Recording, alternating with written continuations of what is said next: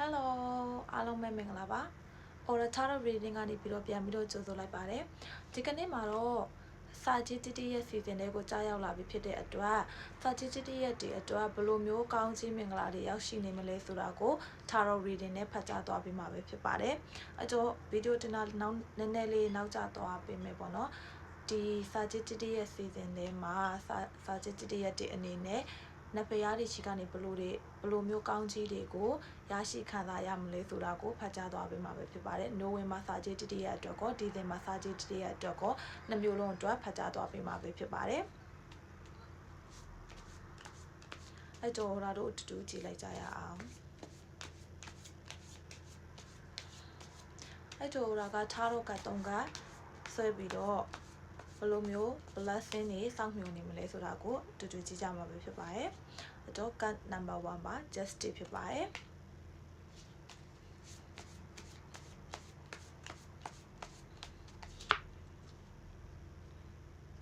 card number 2 Queen of Wands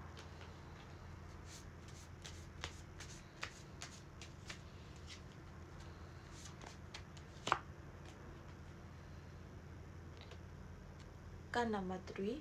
Knight of Swords ပဲဖြစ်ပါတယ်အဲ့တော့ဒီ3ကတ်ကိုကြည့်ပြီးတော့ဘယ်လိုမျိုး blessing တွေကိုရှိကိုရောက်လာမလဲဆိုတာကိုဟိုဒါကပြပြသွားပေးမှာပဲဖြစ်ပါတယ်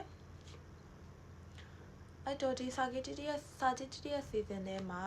နဖရားတွေရှိကနေဘလို့ကောင်းကြီးတွေလက်ခံရရှိမလဲဆိုလို့ရှိရင်ပထမအဦးဆုံးအနေနဲ့ကတော့စာကြည့်တရဲ့တရားကာမဆိုတဲ့အရာကိုလက်ခံရရှိမှာပဲဖြစ်ပါတယ်မိမိကလက်ခံရရှိမှာမဟုတ်ဘဲနဲ့တခြားသူတွေကလက်ခံရရှိမှာပဲဖြစ်ပါတယ်ကာမဆိုတာကတော့ကိုယ့်ကိုတခြားသူကမကောင်းတာပြုလုပ်မယ်ဆိုလို့ရှိရင်သူတို့ပြန်ခါရမှာပဲဖြစ်ပါတယ်စာကြည့်တရဲ့ဒီ blessing အနေနဲ့ပထမဆုံးအရာကတော့မှန်လူမျိုးပဲပေါ့နော်ကိုယ့်ကိုတခြားသူကပြုံးပြမယ်ဆိုလို့ရှိရင်ပြုံးခြင်းကိုလက်ခံရရှိမှာဖြစ်ပြီးတော့ကိုယ့်တခြားသူကမကောင်းကြံမယ်ဆိုလို့ရှိရင်အဲ့လူကသူ့ရဲ့မကောင်းကြံတဲ့အရာကသူ့ကိုပဲပြန်ပြီးတော့ထိခိုက်မှာပဲဖြစ်ပါတယ်နောက်တစ်ခုကတော့စာကြည့်တရက်တွေအနေနဲ့ဒီစာကြည့်တရက်စီစဉ်ထဲမှာကိုလိုချင်တဲ့အရာအားလုံးကိုလက်ခံရရှိလိမ့်မယ်ပေါ့နော်ကောင်းတာပဲဖြစ်ဖြစ်ဆိုးတာပဲဖြစ်ဖြစ်ကိုကတောင်းတတဲ့အရာမှန်တယ်များပဲအရာမဆိုးဘူးပဲအရာမဆိုးနဖရားတွေကရရှိအောင်ဖြည့်ဆည်းပေးသွားလိမ့်မယ်ပေါ့နော်အဲ့တော့ကိုယ့်အနေနဲ့ကိုလိုချင်တဲ့အရာကိုတတိချာချာနဲ့တတိချာချာဆူတောင်းမှုလိုအပ်တယ်ပေါ့နော်ကိုလိုချင်တဲ့အရာကမကောင်းတဲ့အရာဖြစ်နေရင်တော့မှနဖရားတွေကအဲ့ဒီအရာတွေကိုဖြည့်ဆည်းပေးဖို့ရှိနေရပေါ့နော်နောက်တစ်ခုကကြတော့ဒီစီဇန်ရဲ့အဆုံးမှာပေါ့နော်စာကြည့်တရဲ့စီဇန်မကုံဆုံးခင်အချိန်အတွင်းမှာစာကြည့်တရက်တွေအနေနဲ့ဘဝရဲ့အကြီးမားဆုံးအပြောင်းလဲတစ်ခုကိုရင်ဆိုင်ရလိမ့်မယ်ပေါ့နော်အဲ့ဒီအကြီးမားဆုံးအပြောင်းလဲတစ်ခုကဒီစာကြည့်တရက်တွေအနေနဲ့နောက်နှစ်အသစ်မှာပေါ့နော်ကိုဘဝကိုလုံးဝအောင်မြင်တိုးတက်ပြီးတော့ new life ကိုစတင်နိုင်မယ်အကောင်းဆုံးတော့အကြီးမားဆုံးအပြောင်းလဲတစ်ခုကိုလက်ခံရရှိလိမ့်မယ် new life beginning စတင်လိုက်မယ်ပေါ့နော်အဲ့တော့စာကြည့်တရက်တွေအနေနဲ့ဒီစာကြည့်တရက်စီစဉ်ထဲမှာအနှစ်ချုပ်အနေနဲ့ဘယ်လို blessing တွေရရှိမလဲဆိုလို့ရှိရင်ကာမပထမဆုံးတစ်ချက်အနေနဲ့ကာမရရှိလိမ့်မယ်ပေါ့နော်ကိုမကောင်းကြံတဲ့လူတွေက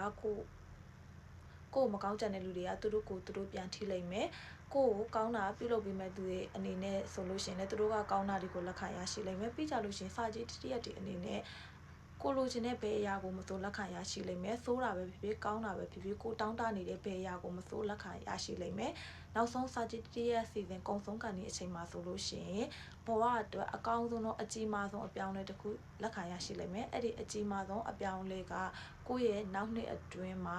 ကိုယ့်ရဲ့ new life beginning ကိုစတင်ပေးလိုက်မယ်လုံးဝကိုယ့်ရဲ့အကြီးမားဆုံးတော့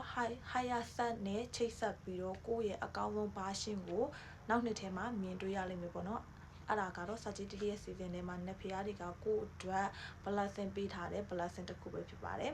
အဲ့တော့စာကြည့်တရဲ့စီစဉ်ထဲမှာစာကြည့်အနေနဲ့အကောင်းဆုံးဖြတ်သန်းနိုင်ပါစေလို့ဆုတောင်းပေးပါတယ် bye bye